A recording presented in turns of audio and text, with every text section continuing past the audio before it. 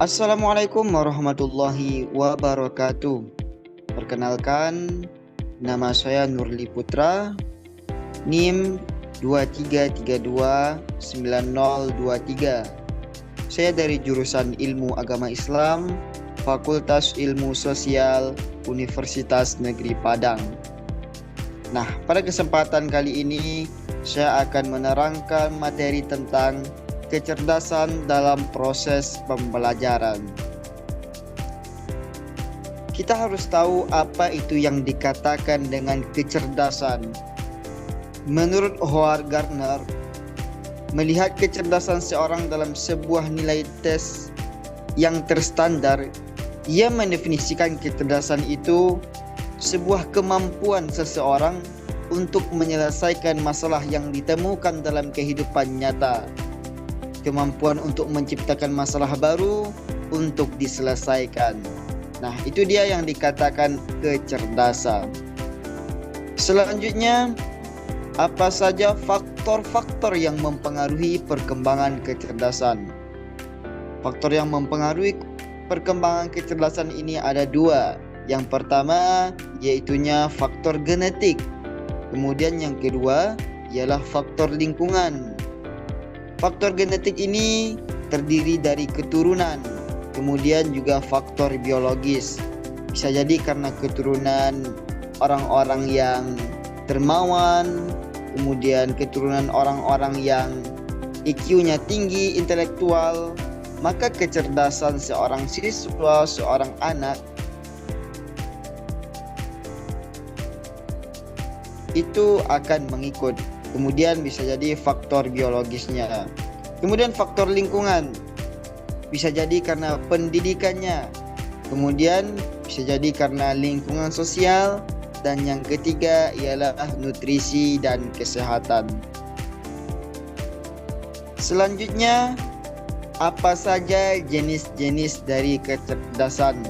Yang pertama yaitunya kecerdasan linguistik.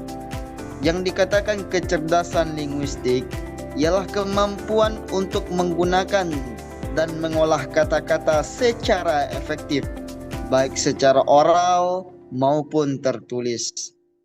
Yang kedua ialah logis dan matematis. Logis matematis ini kemampuan untuk menangani bilangan dan perhitungan, pola pemikiran logis dan ilmiah.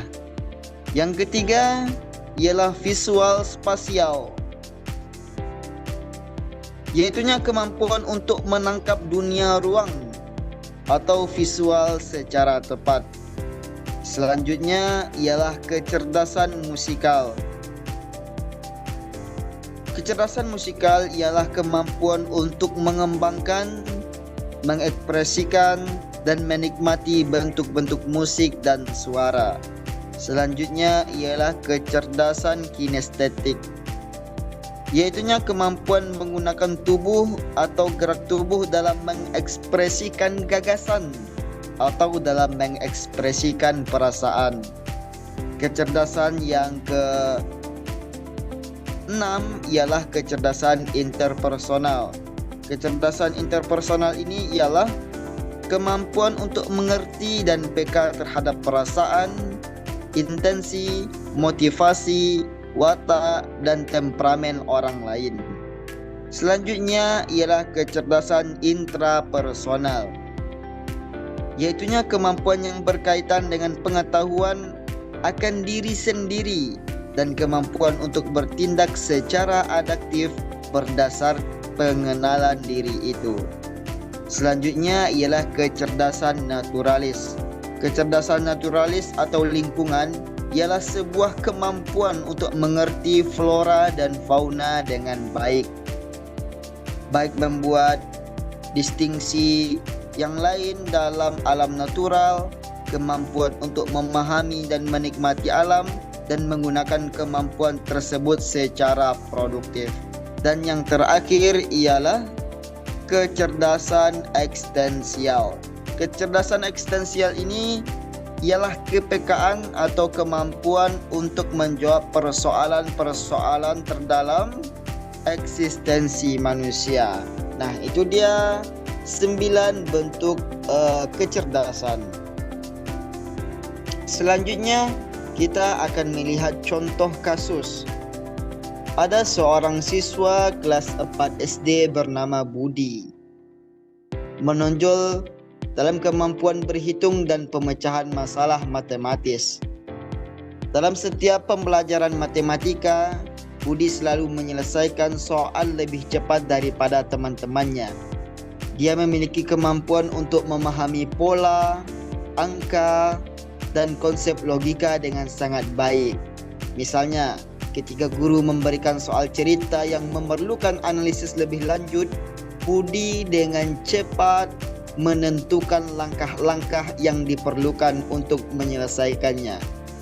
Namun di balik pada itu, Budi kesulitan saat pelajaran bahasa dan seni. Ia kurang tertarik dalam menulis cerita atau menggambar, sehingga hasil karyanya sering di bawah standar dibandingkan teman-temannya. Guru menyadari bahwa meskipun Budi sangat pintar dalam matematika, dia kurang berprestasi dalam bidang lain karena minat dan kecerdasannya yang dominan ialah di bidang logis matematis. Nah, itu dia sebuah contoh kasus ketika seorang siswa kecerdasannya itu lebih condong kepada yang satu, sementara yang lain agak kurang. Nah, itu dia yang bisa saya sampaikan pada video kali ini. Terima kasih sudah menonton. Wassalamualaikum warahmatullahi wabarakatuh.